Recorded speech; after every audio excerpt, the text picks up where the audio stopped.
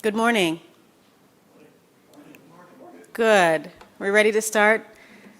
So thank you for coming to our presentation this morning, for those of you in the room and for those of you online. I truly appreciate it.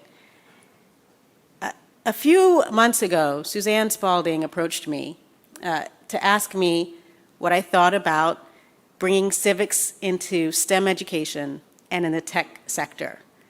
And I couldn't wait to get started on this project for a few reasons. Here's why. In my view, cybersecurity is three parts. It's the technology, the phones, the computers, the tablets that we all love and use, the telecommunication systems that underrides the internet. It is the people, and it is the process, the doctrine. I spent the better part of the last 2 years focusing on doctrine, developing the National Cybersecurity Strategy signed and presented by President Biden. Shortly thereafter, while in the White House, we focused on the people part of cyberspace and crafting the National Cyber Workforce and Education Strategy. And we've been, as a nation, focused on improving or reducing vulnerabilities in our tech stack that supports the internet. But I want to go back to the people. In my view, the people part of cyberspace is the most important part of cyberspace. It is the most vulnerable. It is the most susceptible to targets. And for that reason, when we have technologists developing tools for people to use, for people to thrive and prosper, we want to make sure that those tools are used primarily for good purposes, for those purposes that are rights respecting, that allow people to express themselves, that allow people to think critically, that allow people to be able to identify and ignore misinformation and disinformation. But we have to do that by helping technologists understand the impact that they have on people. And so when Suzanne came to me and asked for my opinion, my thoughts on how do we bring civics education into the STEM space, into tech practitioner spaces, I jumped at the chance to figure that out. For far too long, we've been ignoring the impact that technology has on how we move across our day-to-day life. This is an election year, how we participate in the electoral process, how we are able to continue to respect human rights. So this morning we have a great lineup for you.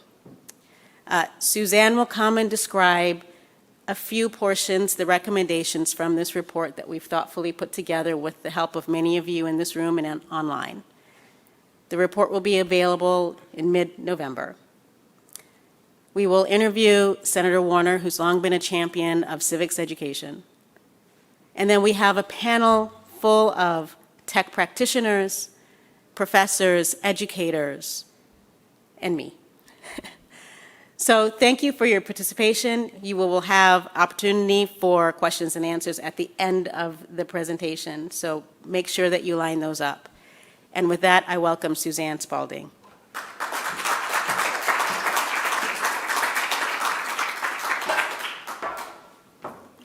Kamba, thank you for those inspiring opening remarks, for your friendship, for being a wonderful colleague over many years, and really for being such a wonderful supporter and participant in the development of this work. We're so grateful that you immediately saw the value in this, and that Paladin decided to fund our efforts here, and we're very grateful for that. So thank you very much. I want to just spend a few minutes giving you a quick outline of the report, which will be released in a few weeks, and give you a sense of how we got to where we are. So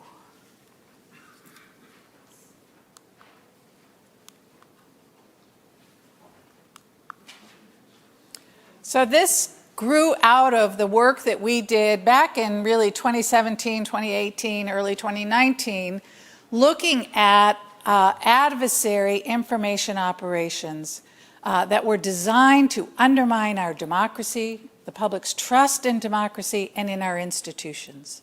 And we did a deep dive on Russian information operations undermining the public's trust, particularly in our justice system. That's the beyond the ballot. That what we saw in 2016 and what we continue to see today is not just about elections, right? It is a longer term and broader campaign to undermine our democracy and weaken us by sowing division, right? By convincing us that democracy is not just flawed and needing reform, which it is, but that it is irrevocably broken and the individual is powerless to bring about change. And as we started thinking about how do we counter that, and we had a number of recommendations in our reports, we realized that one of the most important things you can do is build public resilience against the content of that messaging, right? We are never going to be completely eliminate information operations or disinformation generally. And so we've got to build public resilience against the content of that messaging. And how do you do that? As we thought about it, we thought the most important thing we can do is to teach about democracy, is to teach civics, right? Civics can, as our adversaries are trying to sow division and make us think that there is more that divides us than unites us, if we had a solid grounding in civics education, we would have a stronger sense of our shared values, or at least our shared aspirations for democracy, right? A constructive sense of national identity. It's designed, disinformation and these information operations, to make us think that the system's irrevocably broken. Civics can reinforce the message that the promise of democracy is not some myth of current perfection, but the promise for change. It's its capacity to change that distinguishes democracy from totalitarian and authoritarian regimes. We need to remind people of that, and that change can only happen if they are, all of us, are the informed and engaged agents of change. So we decided civics was a national security imperative, and did a program for a year and a half talking to national security leaders about why that is. But we went back to figure out, okay, how did we get here, right? STEM education has been increasing for many years, and STEM education is vital for our national security. We saw a big shift in focus in the years and decades following the Russians' launch of Sputnik, right? A fear that we were falling behind. At the same time, we became complacent about teaching civics and about the inevitability and invincibility of democracy. To the point where today, the federal government spends on average per student on STEM about $54 per student on STEM education, and about 50 cents per student on civic education. As a result, for decades, this is the latest National Assessment of Educational Progress, we graduate about, from 8th grade, students only 22% of whom, basically 1 in 5, is proficient in civics. And that has been going on for decades. As a result, not only do we need to invest in K through 12, reinvigorating civics education, we have generations of adults that have been failed by our education system. And we thought, if this is a national security imperative, there's a sense of urgency, we've got to reach adults now. How do we do that? We do that through their workplace. So we launched Civics at Work, and we looked for business leaders who were willing to step up and engage their own workforces in ways that build their civic knowledge, their civic skills, and their civic engagement. And I'm happy to say that Brad Smith at Microsoft was the first business leader to step up, followed by Tom Fanning at Southern Company and others. And we'll hear a bit on the panel about all the great things that Microsoft is doing to engage its own workforce. So that's a really important step forward. As we've been doing this work, and frankly in our work with Microsoft, we realized that we can't just be preaching to the choir. We can't just be reaching. When we think about our impact, it's not enough to reach students who are already interested in government. who are already interested in social studies, right? We need to, that leaves out a huge segment of our population. We have got to reach our entire population, and that means figuring out how to reach students that are more interested in STEM, right? Figuring out how to reach those workers out there that are more interested in technology than they are in poli-sci, right? And how do we do that? And that's when we approached Kemba. We need to reach these folks because we need our whole population to be informed and engaged. That's essential for our democracy. But it's particularly important, we thought, in STEM and tech. Because, again, as Brad Smith has written, technology can be a powerful tool, but it can also be a weapon. We need that sense of civic responsibility to be instilled in our next generation of innovators, right? And in our current generation of STEM students and tech workers that need to be thinking about the impact of what they do on the broader world around them, on their communities, on their nation, and on the world. Right? And we need the development of wise laws and policies. And we know we frankly have a Congress with a paucity of tech savviness, to put it mildly. And so we need to educate these folks who are really have a passion around technology and science and engineering to also be inspired to be engaged in public service and helping to make sure that those laws that have such a huge impact on them are informed. We produced a couple of guides about how to reach adults through civics, thanks to the support and collaboration with the Annenberg Public Policy Center. And then, thanks to Kemba, we were able to pull together a wonderful roundtable of experts, met a couple of times in some interviews to develop the recommendations that are contained in this report. So I want to walk through them very quickly, just to give you a sense.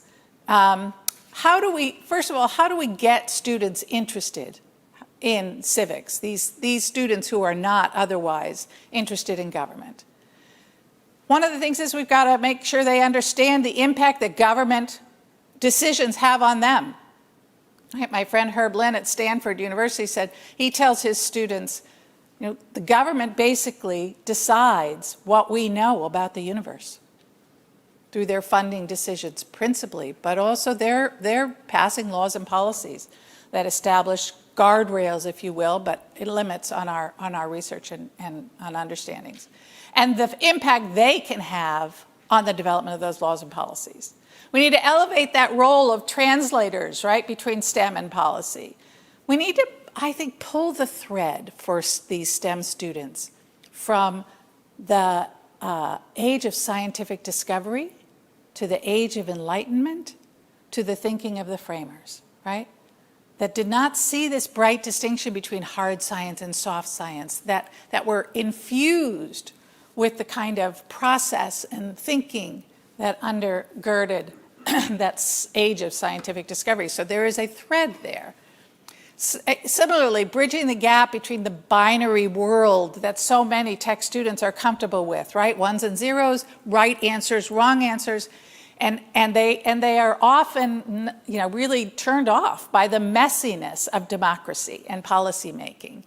And so we need to find ways to get them to have greater comfort in that world, but also to understand that, of course, their world of technology and science didn't always have these bright right answers either, that they were developed through a process, and that those, what we have taken as right answers and givens are being challenged every day now, right, by new understandings. So that distinction is not quite so bright. What are the most important civics concepts that we want to convey? If you're trying to do this, then what do you want to convey? The values and aspirations in the Declaration of Independence, the system of government established by the Constitution, including federalism, which is really important here, the Bill of Rights, and the responsibilities of the individual in a democracy. The centrality of the rule of law as a defining and essential feature of democracy, and civic skills, right, such as civil discourse and civic engagement. Those are some of the key fundamentals that our roundtables thought were important to emphasize and are reflected in the Civics for Adults Guide. So how do we get these civics concepts into the STEM curriculum and into the tech sector? You know, you leverage existing things. Kemba talked about this in the context of cybersecurity.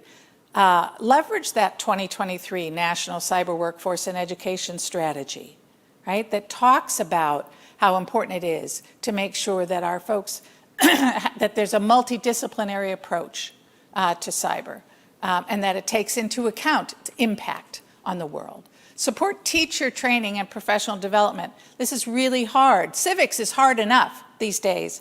My heart goes out to, and my great deep gratitude and respect for civics teachers today, because in our polarized world, that is a really hard place to be. And now we're asking them to think about STEM as well, and to work with their colleagues in the STEM fields to figure out ways to bring these disciplines together.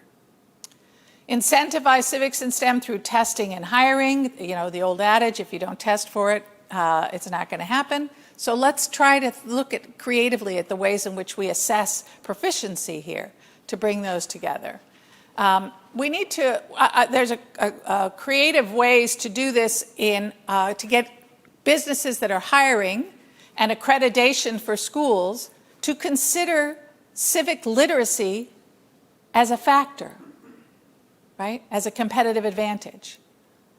And then we need to address equity in STEM education. We need to reframe civics education as a shared responsibility and make sure that we are using a systems-based approach.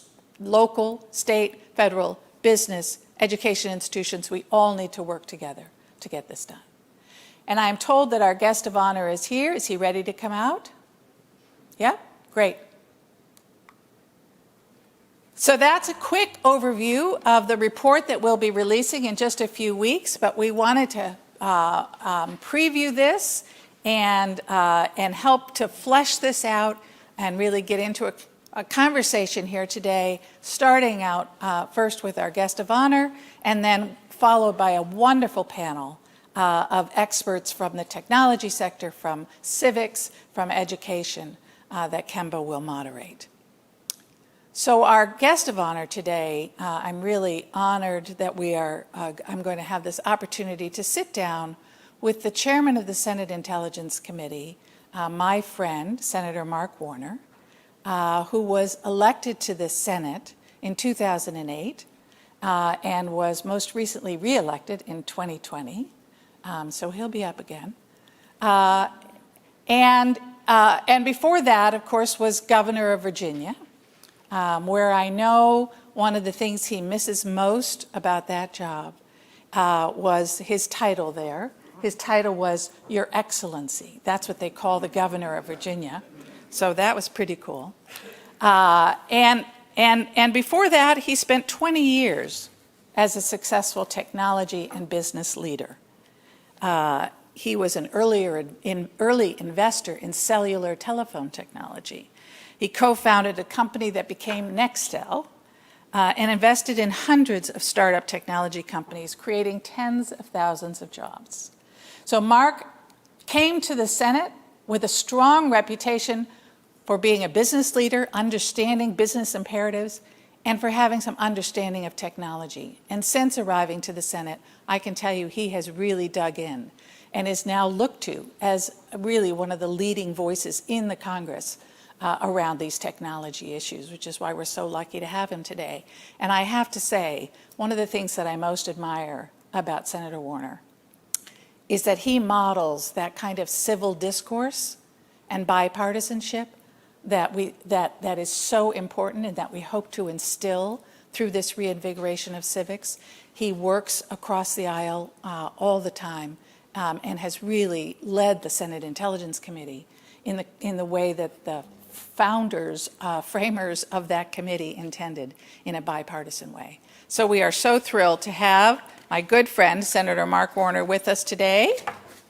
Senator, come on up and we'll sit down and start our chat.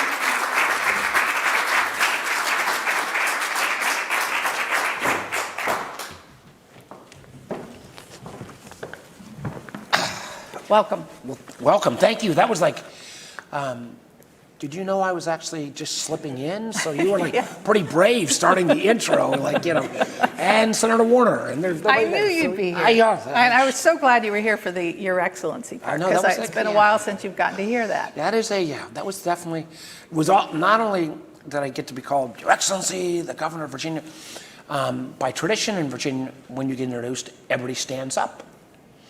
I could never get my wife Lisa and 3 daughters to ever go along with that part of the deal, but well-intentioned. Yeah. Well, we'll try that next time. Well, listen, I know this is a really busy time. All times are busy. It's amazing how busy it can be when we're not even in session or anything like that. Yeah. Well, always, and really appreciate it. And I know that you agreed to sit down and do this because you think this is important. Absolutely. So talk to us a little bit about, we concluded that civics is a national security imperative. As chairman of the Senate Intelligence Committee, you have a perfect perch to see that. Tell me why you think civics is so important. Well, I think it's almost kind of like we're seeing that firsthand as we play out these campaigns. We have candidates running for office that I'm not sure fully understand what the founders had in mind when they put the Constitution in place. The notion that no one is above the law, the notion that we're going to have 3 branches of government, the fact that we're going to have an independent judiciary, and it's chilling in a way that the kind of base, and I'm sounding like an old guy now, education that you understand your responsibilities as a citizen and the kind of unique nature of our checks and balances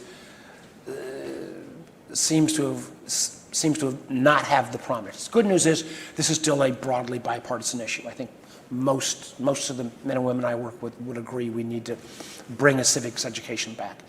And part of that as well is because I was reading coming over the Moldovan elections that just took place.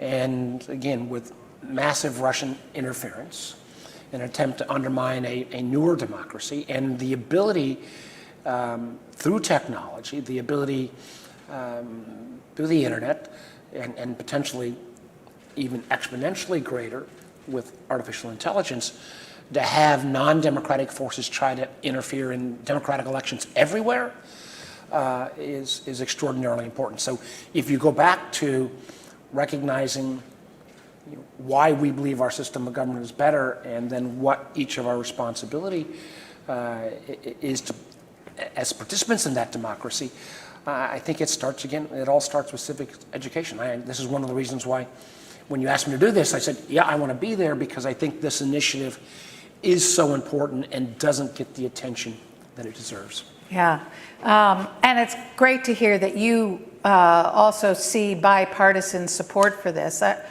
One of the things that has been reassuring to me as we've done this work is continued evidence of this bipartisan support. Frank Luntz, Republican pollster, did a survey, which is one of the only surveys I've seen in many years where there were equal number Democrats and Republicans, who concluded that the most important thing we could do to try to rebuild a sense of national identity is to reinvigorate civics education in our country. One of the things I would be curious, there have been these initiatives at the state level for some time now, and I think some states have done this. What I don't have is, and I would love to see this as a former governor, I should perhaps know, is, do we have best in breed models out there that reflect, how to do this right? And, I think we also, recognize as people think about national identity again, and this is obviously not just a phenomenon that's taking place in America. You look at how issues like immigration have topped the list of virtually every European nation, and the kind of undermining of some of the democratic processes in Europe as well, and the extremes means this is a phenomenon that's taking place across constitutional democracies everywhere in the world. I think that's exactly right. And in terms of the models, again, one of the things that I've learned over the years is how much great work is being done out there, how many people are working in the trenches to reinvigorate civics education in this country. A lot of that work is taking place outside of the formal institutions of education. Right. But a lot of it is taking place in schools, and we will have Sean Healy and Lance Holbert, respectively from iCivics and from the Civic Renewal Network, on the panel to give us some better sense of some of the things that are happening out there. But there are a lot of people who are seized with this issue. We do need to continue to work at the state levels, particularly all across the country, to impose a requirement for a full year of civics before you graduate from high school, for goodness sake. But your point to making sure we are not just doing it, but doing it well, right, and following those models. You know, immigration has been a key issue for European countries and a potentially destabilizing issue for them for decades, of course. And so Russia particularly has a lot of practice exploiting immigration as an issue that divides and weakens countries. And we're even seeing now, I see the reports that our adversaries are exacerbating the disinformation around federal government relief efforts in the wake of Helene. That one is the one that is just, and then when you've got some of the candidates making these groundless assertions, I mean, it seems to me almost downright cruel. You know, I went and visited Southwest Virginia for a couple days a week ago, and we didn't get the attention that North Carolina, obviously North Carolina has been harder hit, but we have communities in huge disarray. A little town of Damascus in Southwest Virginia, whole economy depends upon what's called the Creeper Trail, which is a great biking and hiking trail. Part of that trail is gone. And the notion that candidates and then disinformation promoted by our adversaries trying to undermine FEMA, you know, I made the point, you know, this is not charity, this is your right, this is why you pay taxes. We help each other during these moments of crisis. And you know, you touched on the Russia issue. The fact that, you know, we saw this and we were caught off guard, I think, as a nation state in 2016 with the Russian interference in our elections. In 2020, frankly, we did a pretty good job under President Trump. And certain people lost their jobs, like Chris Krebs at CSIS, because of doing a good job and pushing back on that disinformation, misinformation.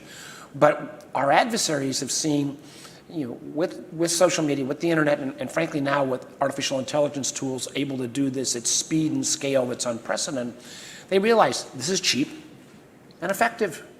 So it's not just Russia, it's Iran, it's China, it's even other nation states that don't get as much attention.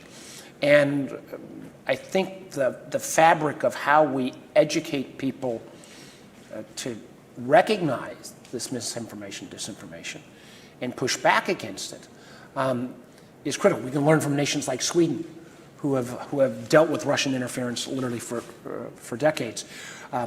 One of the problems we've got now, though, is that you know, in the past, when particularly Russia interfered, you know, they had to create sometimes a fake persona and then amplify.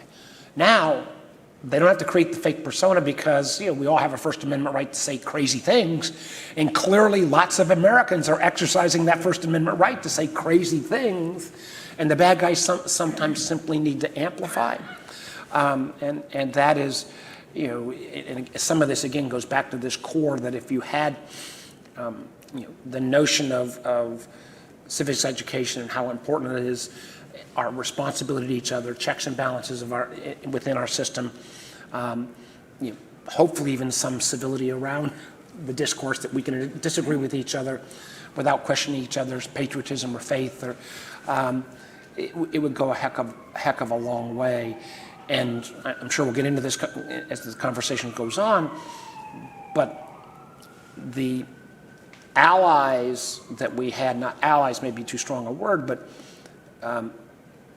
many of the social media companies and the tech companies, because I think they were so surprised at how much they were penetrated in 2016, cooperated in a much greater way in 2020 than they are in 2024. And you know, and that's a phenomenon that's not only taking place in America, but again, across the world. Yeah, I worry a great deal about the ways in which we have sort of unilaterally disarmed in this information battle space while our adversaries continue to get more and more sophisticated and active. Well, one of the things, and this is slightly off topic, but it's something I want the committee to take up, and I know my friend Mike Turner, the chairman of the House Committee, wants to take this up as well, is the question of potentially rethinking how we counter misinformation, disinformation, but also this bleeds a bit into the whole notion of what our doctrine ought to be around not just defense, but also offensive cyber capabilities. All these domains, as you're well aware, this is your expertise, fit together in a lot of ways. Yeah, which is one of the reasons why it's so important to try to inspire these tech-savvy folks out there to be involved in the messy business of policymaking and government. And I want to come back to that and what you're doing in your own office. But you talked eloquently about the importance of civics, why it's important. One of the things we've also tried to do is to make the business case, right? Why should business leaders, for example, step up and find ways to enhance the civic knowledge, skills, and engagement of their own workforces? Why should business leaders be vocal supporters of our democracy and the rule of law and that reinvigoration of civics? Well, I think it's one, our free enterprise capitalism-based system has been the most successful in the world. But it's the most successful when it does have some guardrails or boundaries around it. And part of that guardrails and boundaries, it's in businesses' own self-interest to have a workforce that frankly can have disagreements without being at each other's throats. Exactly. I mean, this is, if you got a workforce that is splitting into red team, blue team at work, you're not going to be as effective. So there is a crass bottom line, but there's also, you're going to have a more, I believe, productive, cohesive society and environment. And that, again, to a degree, stability leads to better business. Yeah. And these are all things without having to take a partisan position that you can as a business leader. Say, I want my workforce to vote. I want my workforce to participate. I think the notion, it used to be quite common where people would not only give people time off for voting, but also potentially, to be a poll worker. Those kind of things that go about the mechanics of our system. Some of that has moved away. I think we have seen a bit of a change here. I think back a few years ago, and I've got a lot of respect for my friends at Google, but when Google some of the engineers pushed back about working on Maven, the project, and because of working with DoD, it was almost like some of the tech companies started to think of themselves not as American companies, but started to think of themselves as kind of multinational, almost stateless, above stateless. And again, if not to say the obvious, but if you look at every dystopian science fiction film of the last 25 years, the bad guys is never a country. The bad guys are always some corporate enterprise that thinks it's above and beyond rule of law. I think that has changed around. I think China's aggressive tactics. I think Putin's invasion of Ukraine. One of the hottest areas of investing right now is the notion of combination of tech and intersection with national security, because so much of this in tech is not national security. In my mind, is no longer tanks and guns alone. It is AI. It is quantum. It is bio. And I think there's a lot of in corporate America have recognized that. They also recognize that we are in this kind of global competition. All that is easier to execute if you've got an informed workforce that believes in our system as well. Yeah. And of course, the dependency on the rule of law. I mean, businesses thrive here, and it is the envy because we have this respect for the rule of law and independent and impartial judiciary. But I want to pick up on that last point, Senator, about the AI and quantum and all of the things we're doing with data analytics, et cetera. How this notion that technology is both a tool and a weapon. that it can be used to really to the great benefit of our nation and of the world and our communities, but it can also be an instrument of destruction and harm.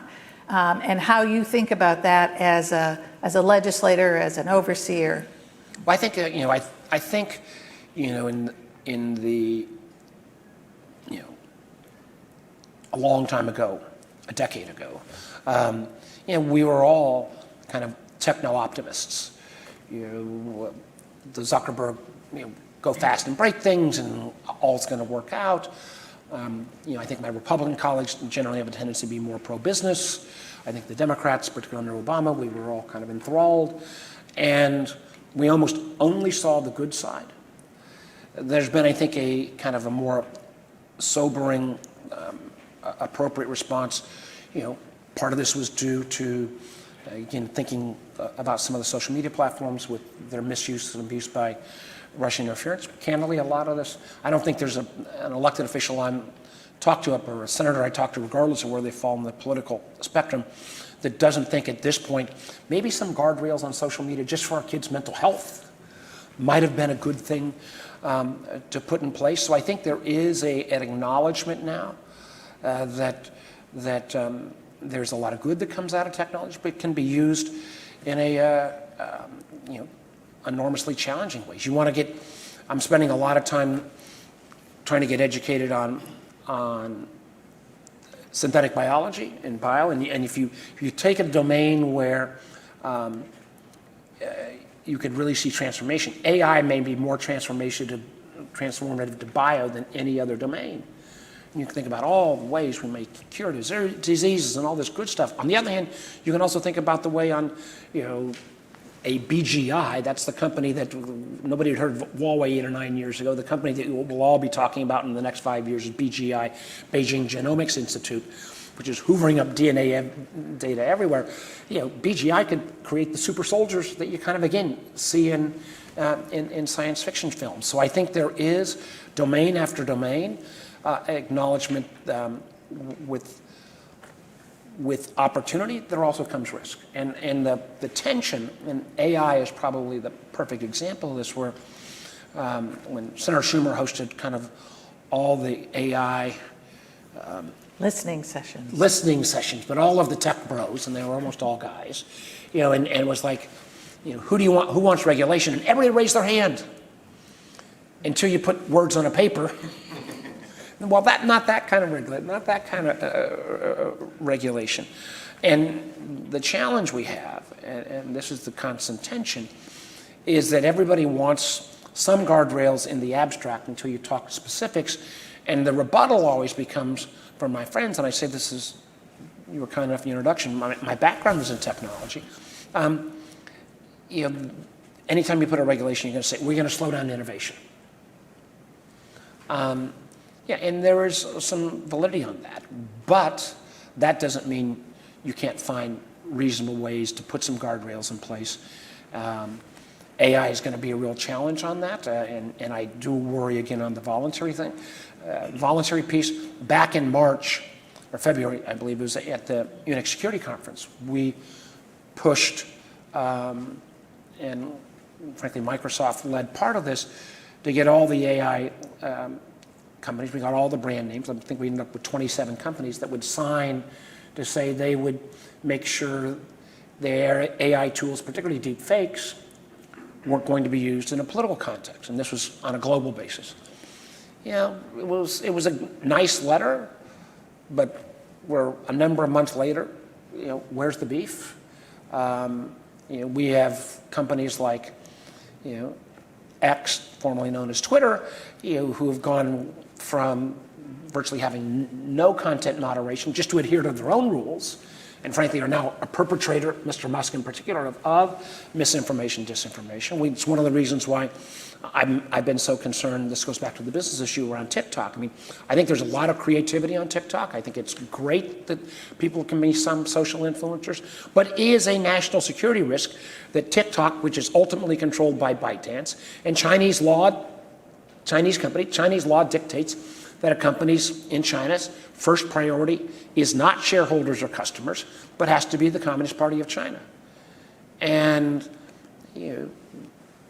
we made the case, 80% of the Congress, Senate, and House and, Ds and Rs alike voted to say, hey, TikTok can stay, but it ought to not have Communist Party ownership and direction. And this is really, kind of a new frontier as we think about,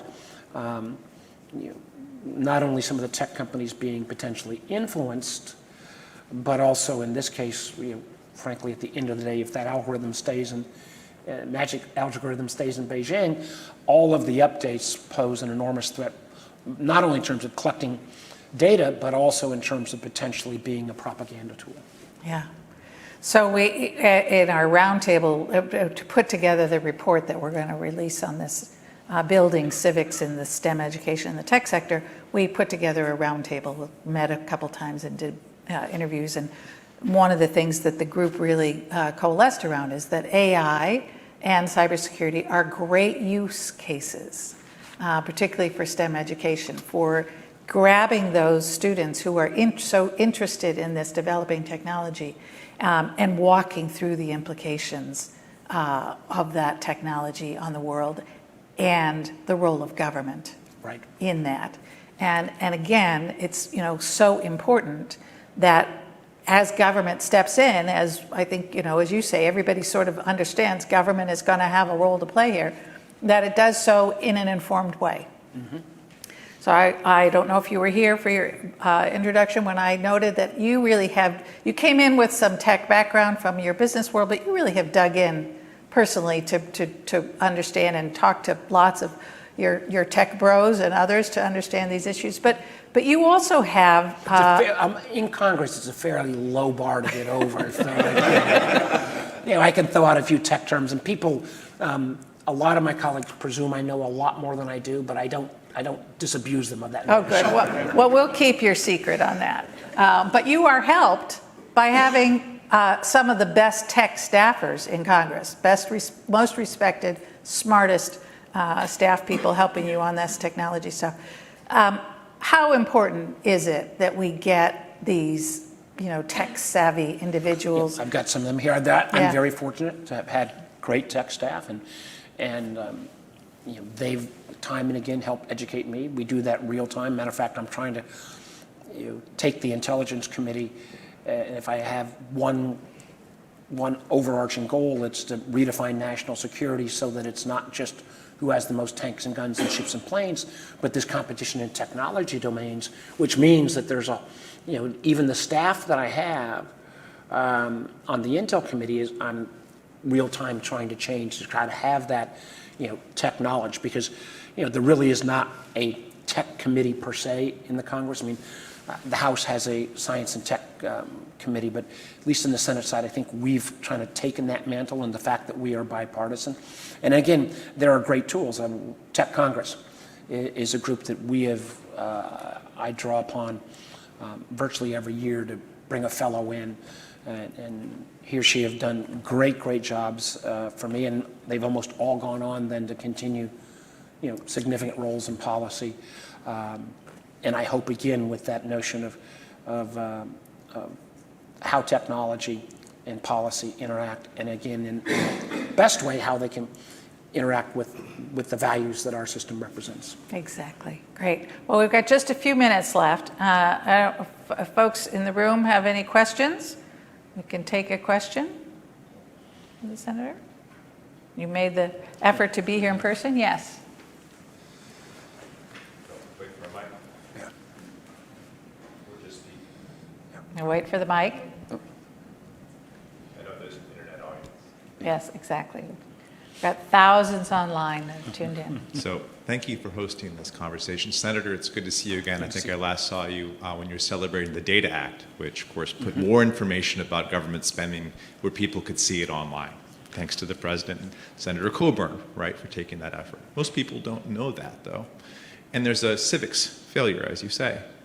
Why aren't we hearing more directly from the government in notifications through email, through alerts, through texts about this? For instance, why isn't the President encouraging all Americans to go to vote.gov or to disasterassistance.gov, and depending upon the social media companies to show us those alerts, instead of pushing that directly to everyone and engaging us in our democracy using these and the alert system that's built into them, which, as you know, is an important part of technology that we started requiring in 2014, it seems underutilized. And if this is a national security imperative, why aren't we seeing those texts every day warning us? I think it's the very fair comment. And the Data Act, with Tom Coburn, with the Rob Portman, with the Daryl Issa, and Daryl and I are still talking about what kind of the next iteration of the Data Act would be. This is, again, how do we make sure the information we collect, because it was kind of a mess beforehand.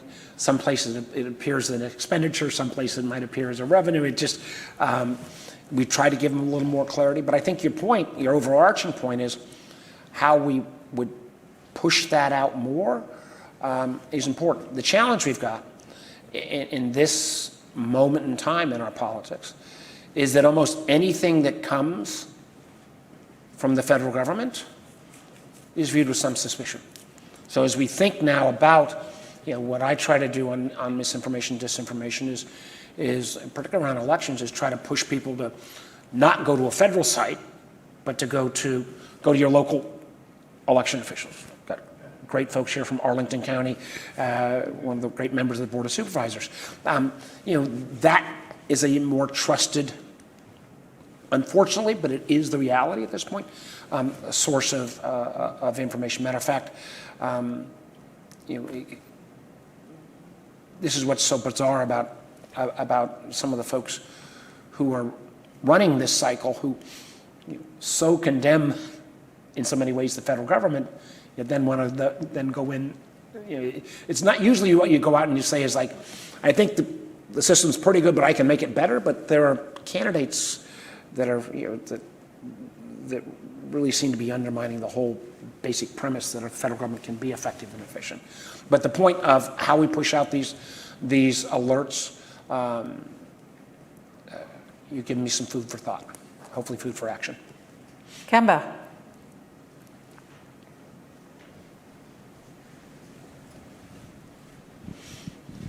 Good morning, Senator. Good morning. I'm Kemba Walden, president of Paladin Global Institute. And I have a question about Sputnik. In the report, we talk about how the launch of Sputnik really sparked legislative action in improving STEM education in the United States. In this context, in civics, what is your Sputnik moment? Very good question. Sputnik was clearly a point where we presumed in America we were always going to be ahead. Suddenly the Russians are ahead, Sputnik takes place, and we have this acknowledgement that we've got to race forward. I mean, we're still seeing that a bit. We would have never gotten the chips bill through without the challenge that, oh my gosh, if not, we're never going to build another semiconductor chip here in America. But again, that's kind of on a traditional economic competitive standpoint. I would have hoped, and I felt for a while after the 2016 Russian intervention in our elections, and very proud of the fact, and the credit ought to go to my dear friend Richard Burr, who was chair in most of the years of the Intel Committee when we went in a deep dive to try to expose that could have been for a while the Sputnik civics moment. Because again, we can agree to disagree, but we should all agree that we don't want Russian or any foreign spy services coming in and messing our elections. And even that, because of, in this case, partially Mr. Trump's just unwillingness to kind of acknowledge what was going on, that moment didn't become the civic Sputnik moment. My fear is, does it take some other even more drastic holy heck moment of interference from outsiders or a willingness to undermine our system before we have that civics moment? I would have thought, as someone who was on the Senate floor on January 6th, that would have been the civics moment. Because I can assure you, being there was none of us even some of the people who are now recounting or recharacterizing their stories, there were none of us that thought that was a day of peace and love and people of goodwill coming. I would have hoped that would have been the civics moment. And I think in the immediate couple days afterwards, what I fear is that we have to even hit a worse moment before we say, all right, enough. Well, Who's got an easy, like, let me get like the last. That's a really kind of gloomy like, I place got to to push start. out things better, and I got to, get one more question. I'll be a quick answer. I just want to. Good morning, Senator. Good morning. Thank you so much for joining us. At the beginning, when we saw the overview of the report, I noted the importance of civics education, not just for children, but for adults through the workplace. And I'm wondering if you can share any initiatives that you've seen in the state of Virginia or elsewhere that you think are really important for kind of implementing these initiatives and expanding civics education for adults. Years back, we had an effort in Virginia to move, at the end of my governor term, I think I'm into Tim Kaine's governorship, and there was an effort to put civics back into our K-12 education. What I don't know is kind of where is the best model. I also think Suzanne was kind enough to say, that I try to always be bipartisan. I think that is how I try to live my civics education a little bit. It's not because there's anything inherently better about bipartisan, but quite honestly, and I think we see in this election, the American public doesn't trust either political party entirely. And if you can show you're working together, I think you can make the claim that this is actually in our country's best interest, not a particular partisan interest. And I always say, is going back to the analogy on the business guy, if I took this room and said, I'm going to take ideas from this half of the room, but immediately discount everybody in this half of the room, his idea is not valid, that way people in business would go, that's stupid. But in many ways, that's where some of the most partisan members that I work with in both parties take their approach. By definition, I can't take anybody's ideas that have a different, D or R letter next to their name.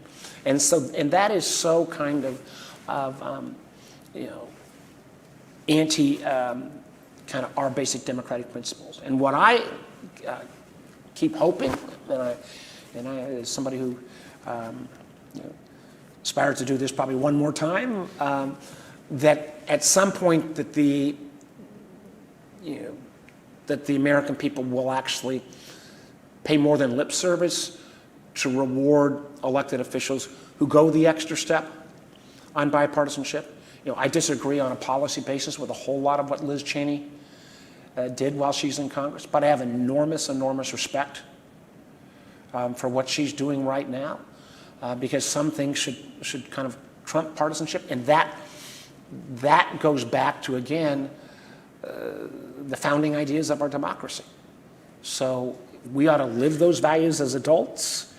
We ought to kind of reinforce them in our education system, and frankly, the earlier the better.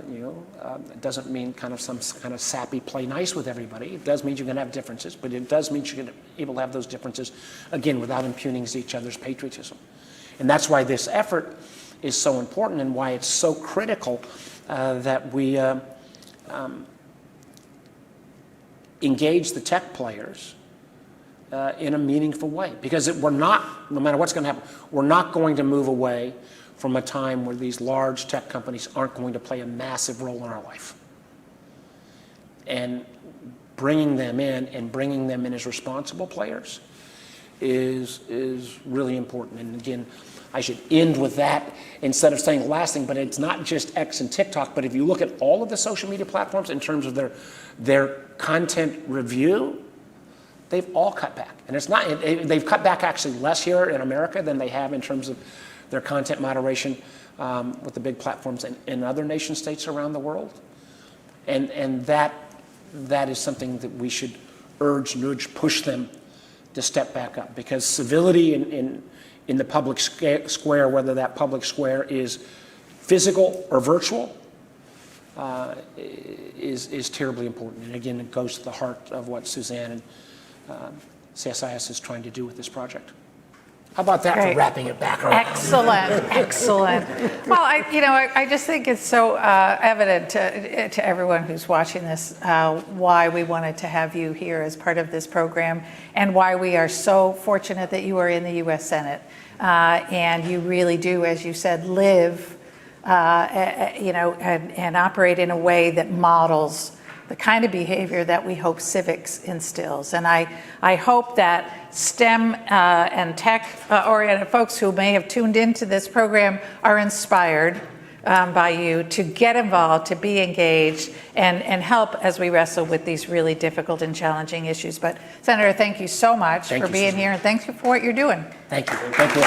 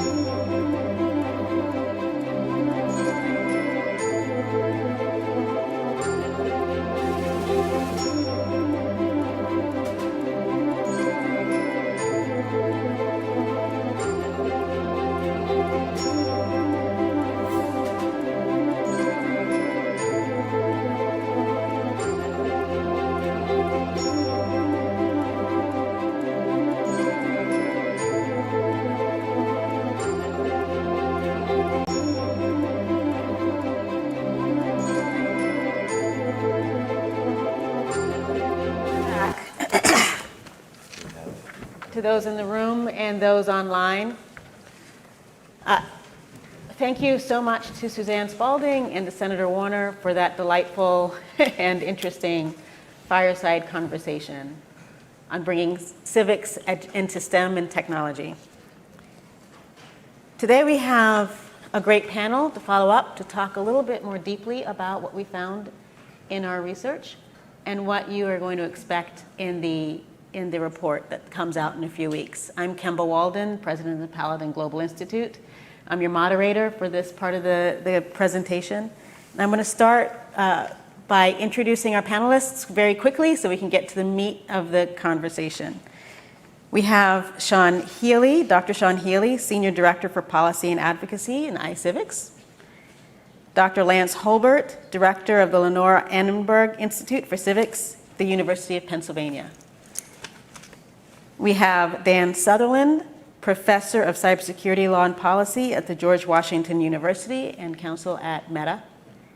And I have the distinct pleasure of having worked for Dan Sutherland. I think it was the opposite.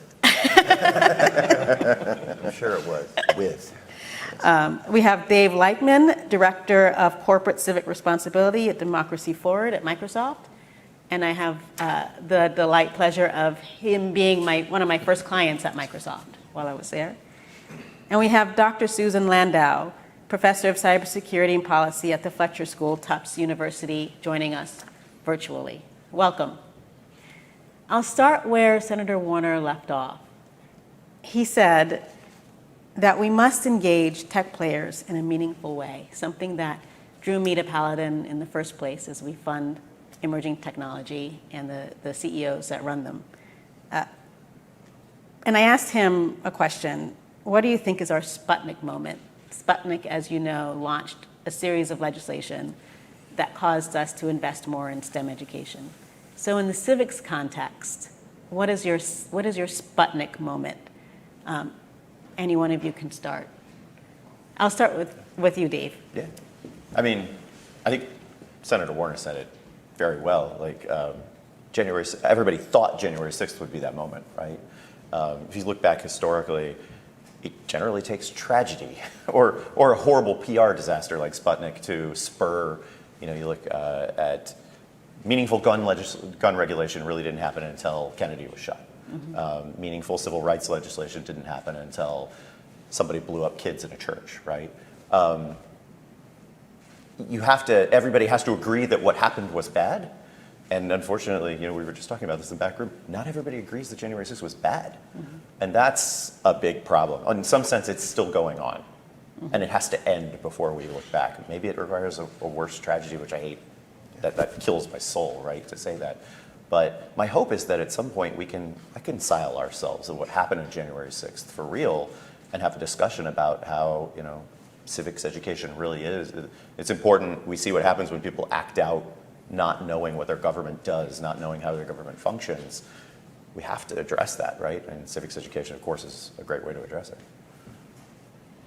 Dan, you and I were in the trenches in 2015, in crafting the elections infrastructure subsector of government, facility sector. What is your Sputnik moment in civics education? I'll give a more narrow answer, maybe a broader answer. The more narrow answer is teaching cybersecurity law and policy. The Sputnik moment for the students is, I've got a grade I've got to get here. So they pay attention because they need to get a particular grade. But a more broad answer is, I think I'd look just a couple years later than the 2015, 2016, when I was the chief counsel at CISA, and the department decided that we had to do something to respond to the risk posed by the Kaspersky Labs company and their use of their antivirus software, across the government.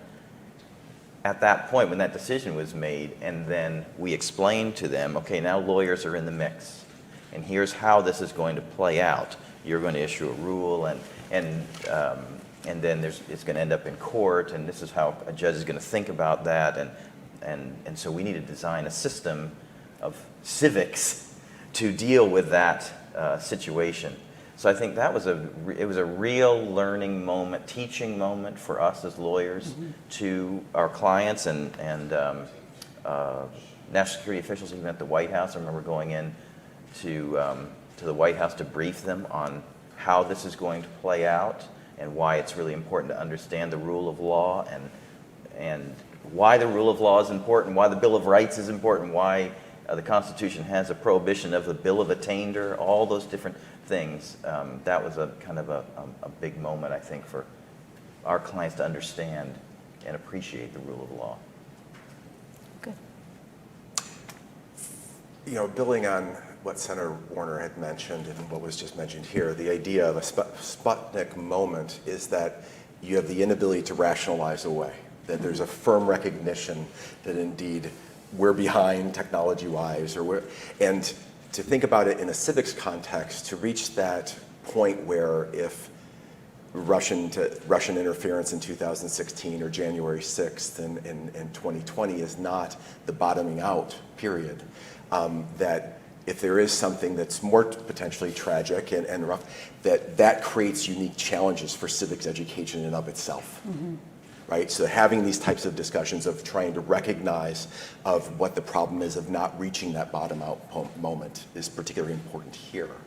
I think for me is this movement toward where thinking about, if we think about civics education as in schools as one political socialization agent, this idea that it is adversarial to other socialization agents like parents. And so the idea of this moment that we're in terms of it's parents versus schools, or the idea, rather than thinking about them in complementary fashion, right? And then we're talking also about tech in terms of social media, peer influence, the idea of rather than thinking about these adversarially, that for young adults and for teens, and you need to be thinking about these in complementary frameworks, and how do they work together, and the idea of constantly framing this as adversarial is going to create enormous challenges for us. And that speaks to a little bit of what we'll talk about in a bit relative to adult civics education.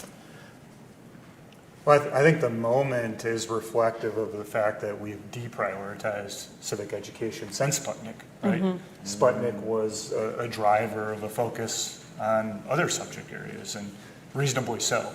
And as we look at the current situation where we have very low levels of civic knowledge, your institute puts out a study every year that shows, I think the most recent one, Americans can only name freedom of speech, right?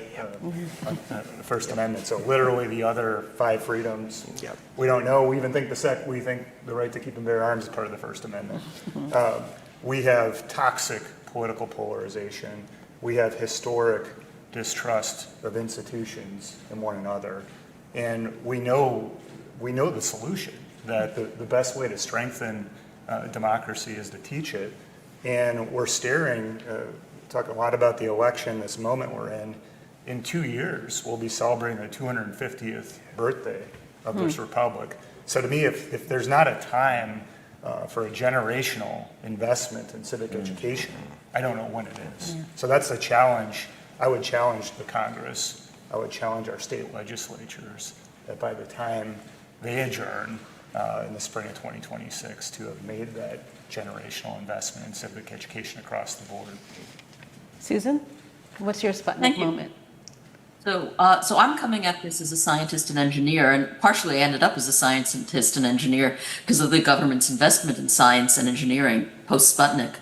And I'm thinking about it in a broader context of social responsibility, which for the physicists happened with the dropping of the bomb, with the biologists it happened in the mid-1970s with the issue of gene splicing and whether Frankenstein would emerge from the lab and how you keep things secure. So with computer scientists, there was some concern back in the mid-1970s, actually. Joe Weizenbaum talked about the ability of people to trust a program that acted like a therapist and treated this program as if it were a therapist. This book, Computer Power and Human Reason, talks about it. For computer scientists, the security community, the computer security community, the Sputnik moment was actually in the 1970s, 80s, and 90s when the government tried to regulate encryption and prevent the use of end-to-end encryption. And the security community got very involved with what are the levers of government and how do you get the government to understand the security implications of what they're doing. We're now seeing that with AI. So I see it, the Sputnik moment really as a social responsibility issue. And it's scientists and engineers just understanding that there is social responsibility in the systems that they are building. And I think with AI, it's now become broader than just the field of AI, and is extending to more pieces of computer science. Wow, so we have a wide range of what could be or could have been our Sputnik moment. For me, my Sputnik moment, I'm a parent of a middle schooler, and my Sputnik moment is happening now. When I'm realizing that civics is not a required course in high schools across the country, which is disappointing to me as a government official and a parent. But I'm going to go out of order a little bit. What we talked about. Let me ask you, Lance and Susan, what could we be doing to support curriculum development in this space so that we can bring civics into the hard sciences, both at the university level and in the K-12 level? Susan, would you like to go first? Sure. So I've been involved at Tufts in developing a graduate program across computer science and the school, our Fletcher School, which is the School of International Affairs. But this master's program in cybersecurity and public policy has courses that many students in the university use, students in arts and sciences, students at the Fletcher School who are not in the master's program. And the way to get the engineers into classes like this is to get them to understand that government controls how their technology is used. And if they want government to do the right things, they have to be able to explain to government what the implications are. And for that, they have to understand how government works, how policy works, how industry works. They're all tied together. I don't have to tell the panelists that. But understanding that, I talk to the students about I worked for a while at Sun Microsystems, and I tell them that the most successful engineers at Sun Microsystems were not those who knew programming languages like Pascal or Java or the modern languages. It's the people who could talk to the engineers and the lawyers and the salespeople and so on, people who could speak, and the policy folks, people who could speak different languages that way. So we talk about, if you want to have impact, you have to be able to understand the broader implications of what you're doing and then put them into your work, but you also have to be able to explain them to other people. And that includes understanding how the system works, which includes civics. Well, and then speaking to K through 12, I think there's 4 points I would like to make. One is to meet teachers where they are at the moment. So it's, as was noted earlier, it's a very difficult profession at the moment. So the idea of utilizing things like professional development days, so being proactive. So we're hosting 120 teachers on Friday to have discussions on their within the school district of Philadelphia on their professional development day, to talk through where we can offer them some skills and some additional tools that maybe that they aren't aware of that could be utilized. But it's a lot of listening. Also about what are their challenges, what are they experiencing, and then from there to be able to try to better aid them along the way. But I think utilizing something like professional development days, let's say for STEM educators, and utilizing those to say, how do we introduce civics to STEM education, I think is important. I love that the report was noting leveraging the scientific method, right? So the idea of where the scientific method exists, not just where in schools right now, it isn't just in STEM. So if you think about something like scholastic journalism, right? So the idea of we want in civics, you want to teach kids how to information gather. What's a quality piece of information? What's a quality source? Well, the journalistic information gathering is based around the scientific method. The scientific method is taught as part of scholastic journalism. So the idea of utilizing that which already exists, that I've been amazed relative to civics education of how civics and scholastic journalism do not talk to one another at all. And then to think about something like in a STEM course, to be able to have STEM students to engage in some journalistic practice around a STEM topic, of going to talk to primary sources, gathering information, is an important civic skill. I also love that, what was raised by Suzanne relative to adult civics education. So that's a recognition that teachers and schools don't exist in a vacuum. They function on the civics element relative to what students are hearing at home from adults, what they're interacting with in social media. And so the idea of adult civics education has to be improved. And we know it's low. Otherwise, there's going to be a boundary that exists relative to what schools are able to do. The fourth thing I will mention is building on something that Senator Warner had mentioned. And I love that he mentioned that he's unsure where best practices are at the moment. And I think relative to civics education, one thing that is low at the moment is relative to evaluation and assessment, of having hard data of actually what works and what does not. There's a lot of good work that's going on, but really firmly understanding and saying that works, that not so much so. We have a very difficult time at this moment of being able to identify what 20% of what's going on here actually is workable, generating quality outcomes.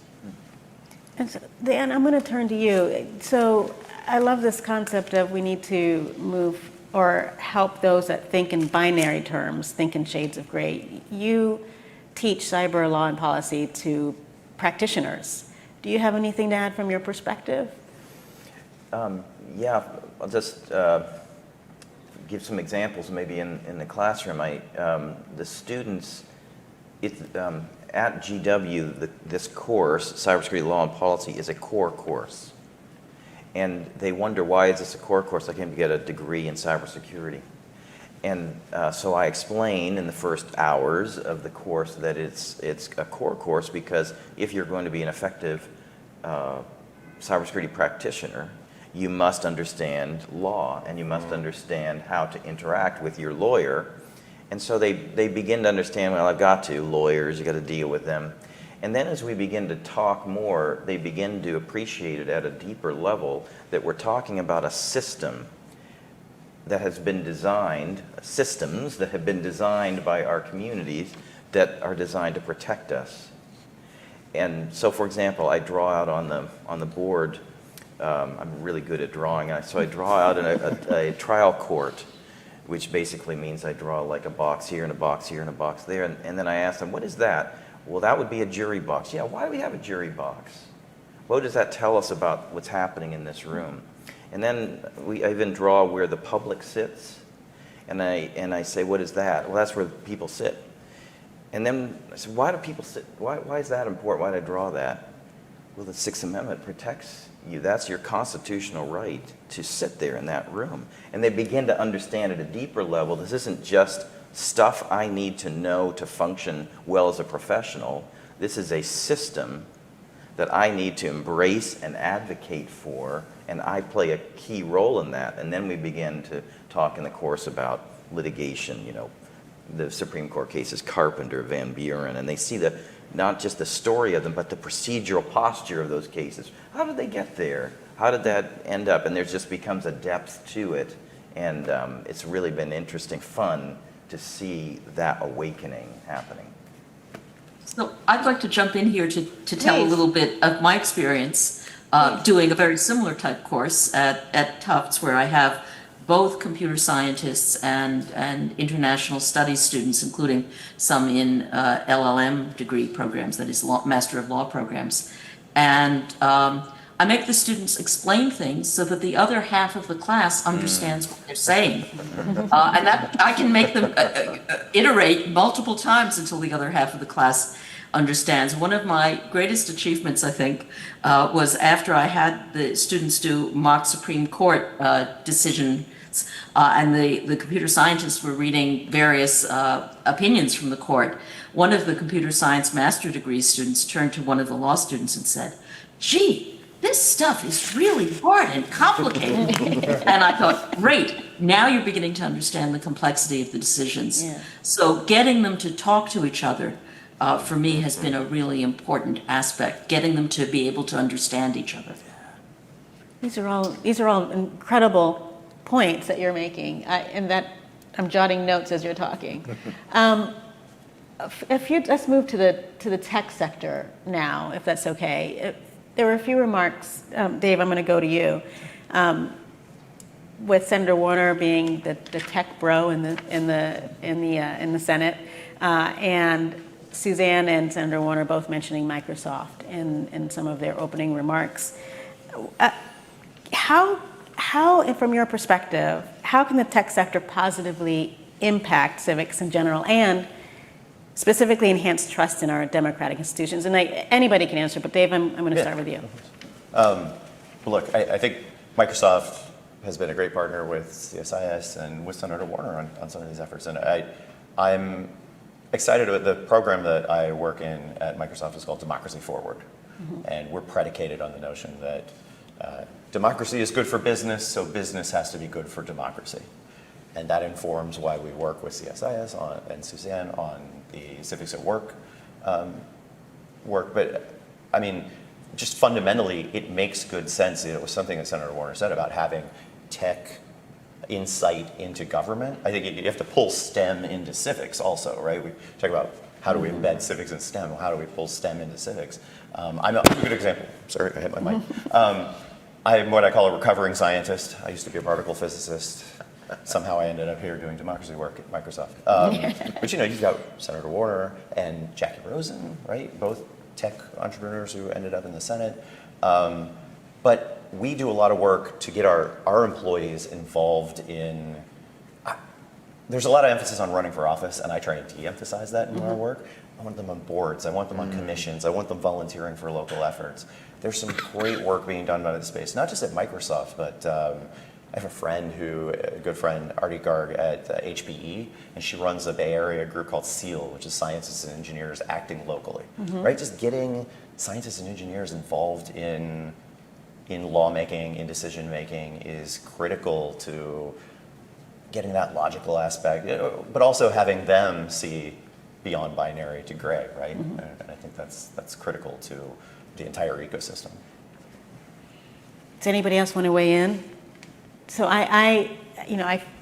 Dave, I'm almost the opposite of you. I'm an occasional lawyer, often a policymaker, who loves hanging out with engineers because they're creative, and that's how I ended up at Paladin, because we fund engineer CEOs in a lot of ways. And so I find them incredibly creative. Sean, I want to move to you then. How can we be creative in bridging the gap between civics and tech innovation? Sure. So one, I think you have to start from the standpoint that we've, as I said earlier, completely marginalized civic education. And maybe I'll take up the question that Senator Warner posed, like where is this working? Right? Yeah. And so one, the good news is we're seeing progress.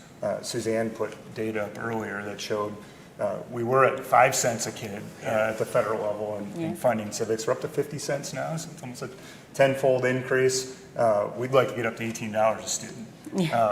STEM numbers at 50. We want to be more like STEM, and I think there's a lot we can learn from that. Those investments, those federal investments in STEM, spurred innovation at the district level, at the school level, at the classroom level.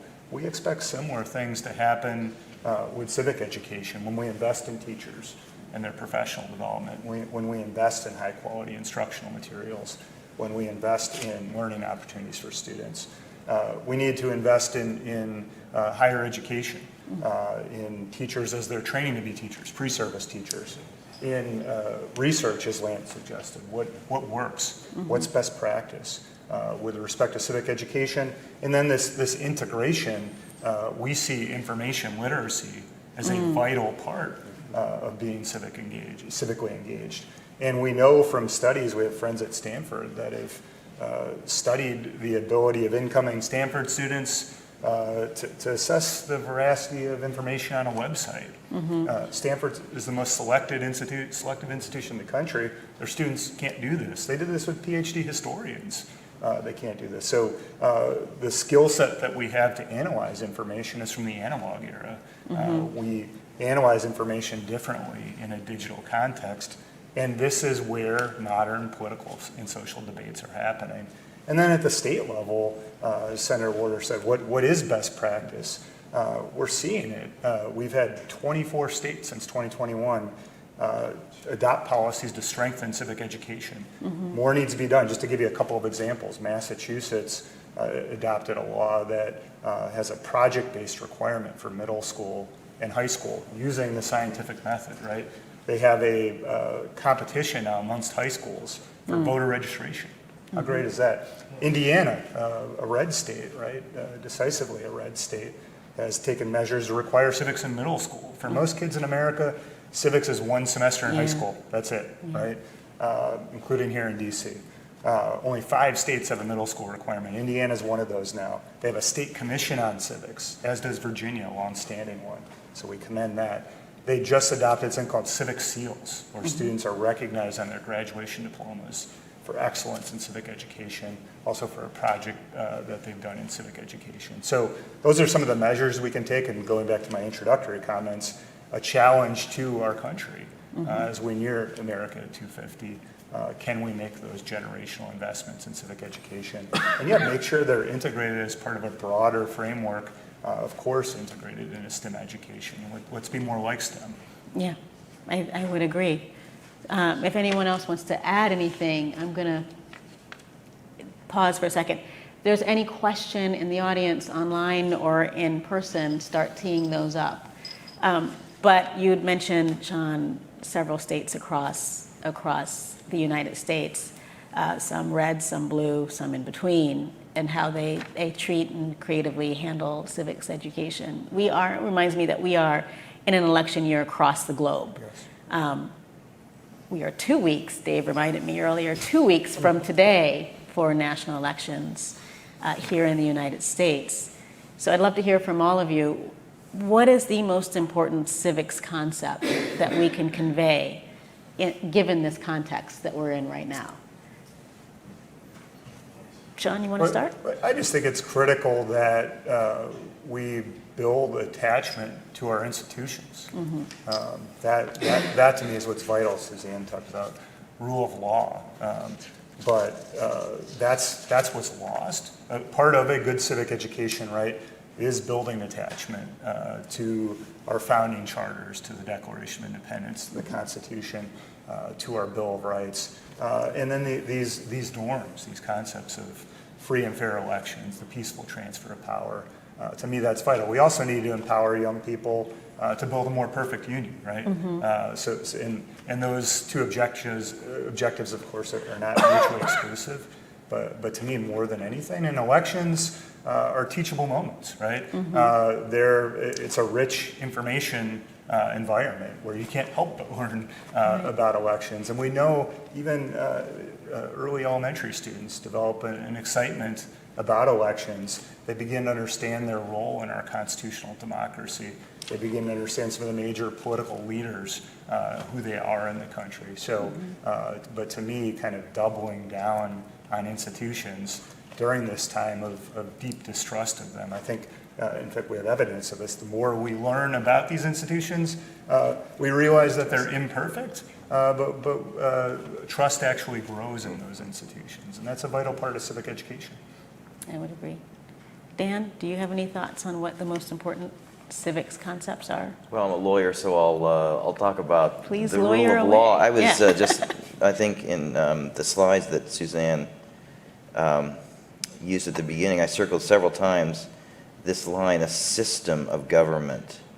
And that's one thing that I think we need, that I have enjoyed in both practicing law in this area and teaching cybersecurity professionals as well, is their minds think about systems. That's the training maybe of an engineer.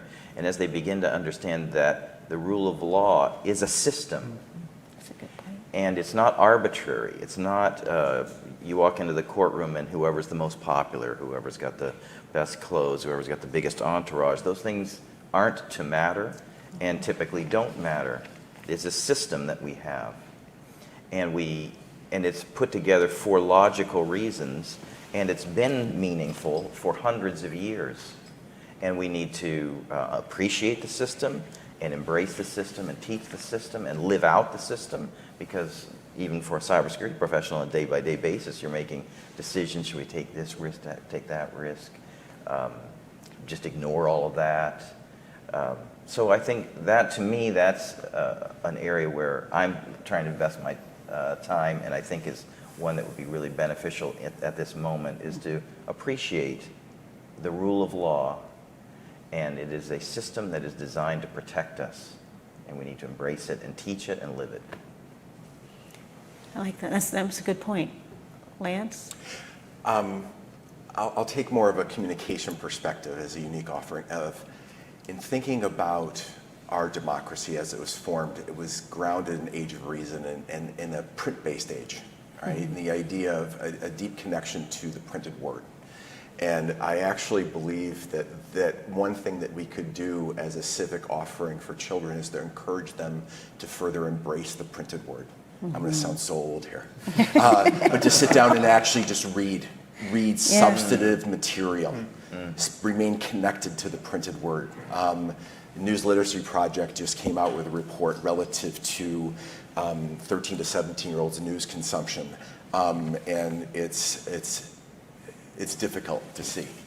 And I think that this idea, if I put 17-year-olds in a room and say, you have an hour, we're just going to read, I think a lot of them would be jumping out of their chairs and not know what to do for an hour. Yeah. And I think that is a fundamental detachment to the pace and pattern of our democracy that was born in that age. And as was mentioned earlier with Senator Warner, there are challenges that exist in our kind of the pace and pattern of our print-based democracy, are challenges in this digital age. The pace and pattern is fundamentally different, and the movement of information, that it's a stressor that exists. And we have to recognize that with each one of these communication revolutions, there's things that are gained and that are lost. And the things that are lost, we have to try to be proactive in refortifying. And once again, sounding very old, just sitting down and reading is not a bad thing to do. Another good point. Dave, what do you think? Yeah, I mean, I think I'll build on that and say, in addition to reading, speaking or communication, better conversations with people. I think that's absolutely critical. I was at my college homecoming this weekend and talking to somebody who I fundamentally disagree with, right? We do not agree on things. But when I came away, a friend of mine said, you were really, that was a good conversation. It seemed like you were actively listening and you really heard what she was saying. And I'm like, yeah, that's a practice skill, right? We can work with kids on that. Like my grandfather taught me to shake hands and look people in the eye and how to have a good conversation and hear what the other person is saying. We live in a world of online bubbles and quick hits, and we don't talk enough to people who disagree with us, and even when we do, we're just trying to score points. Having real conversations, I think, is critical. I'm so glad you mentioned listening. It's a learned skill. It is. Susan, I'm going to give you the last word. What are your thoughts here? Okay, always a dangerous place to be. So I'm going to agree with Dan, but in a slightly different way. I'm teaching engineers a lot, and one of the things I teach them is it doesn't matter what the science says. If the law says you have to do it, you're going to have to adopt the technology to the law. And so what you need to understand is not just the rules, but the ideas behind the rules. Why are the rules this way? And if the rules seem wrong for the technology, then maybe you need to engage the civics world. And so it's this whole idea, as Dan is saying, about systems, and you're working within a set of systems. But it's getting the engineers to understand that no, it's not the 0-1 based system, it's the set of values that we've embedded in our civics. And the first issue is just teaching them that if the law says this, it doesn't matter if the technology wants to go another way. The law is most important. We operate under a rule of law. Oh, that's fantastic. I think we've had some really great conversation here, some really great points. We're exactly at time. I know, Susan, you have a hard stop. So thank you very much for your participation. If you have to go, please do so. I do have to go, but thank you. Okay, good. If there Actually, I can stay for 5 minutes for questions, and then I will Okay. be late for the talk I'm attending. So I'm going to call for one question. If there are any burning questions in the room or online, let us know. Yes, here in the room. Please introduce yourself. Hi, I'm Ethan. I'm an intern here at CSIS. Thank you for taking the time to speak with us. As a student who studies both like stuff from the political world and stuff from the STEM world, I'm just curious, one of the things I've noticed through taking classes in both fields is that the sheer size of the scope of the foci of each is so wildly different from the other. I'm curious, as professionals who have worked in this world, if you agree, and if you do agree, how can we start to work to sort of bridge that gap between that difference between the scope of focus? Thank you. Sure. Anyone? How do we bridge the gap between focus in social sciences and focus in hard sciences? I'll talk up a program. So my alma mater, where I was at homecoming, William and Mary, has a new program called the Global Research Institute, and they actually take global, civics and government issues and comp sci and merge them together, right? And they look for very specific, narrow tasks where they get, how are we going to analyze this data to see how a country can better spend money, right? Like that is a civics concept and a STEM concept merged together. And I think that's absolutely critical, is finding those critical areas of overlap where you can impress upon students that these two things do come together in a particular way. And I'll do my last comment here. So when I started at Tufts and I was asked to create this master's program in cybersecurity and public policy, I thought there's no point doing it if it's just educating the master's students. I want to educate some Fletcher students who are interested in tech and international affairs. I want to educate undergraduates in computer science who are interested in cybersecurity policy, and I want to educate undergraduates in arts and sciences who are interested in cybersecurity policy. So we designed, or mostly I, but we designed courses that really would grab all these students, and even if there's a little bit of repetition between the courses, that allows students to jump in at any point, and therefore we can get all of these types of students. So we have a course in privacy where we talk about both what the tech does to protect privacy or to invade privacy and what the law says, and then ask and give assignments that cause them to deal with both sets of issues. What is the implication of such a law on the technology? We do that with international cyber conflict. We do it with cyber law and cyber policy. It's challenging for them. And I get the engineers saying, I haven't written a paper since high school. This is really hard. And we get the social scientists saying, I don't understand the tech. And that's the whole point of the course, to get them to learn to grapple with both parts. It's a lot of work. It's challenging, but it's really great and it's fruitful. Well, thank you so very much. We're over time now. And I know that there might be some other questions that we can answer after the program concludes. But I want to thank our panelists. I want to thank CSIS. And from the Paladin perspective, we are grateful for your participation. It's critically important that we talk about how do we build civics in STEM education and in technology. And we keep pursuing this and having these conversations after the program ends. The report will be published in a few weeks. I hope that you will all read it and provide some feedback and take action. But thank you so very much. Thank you.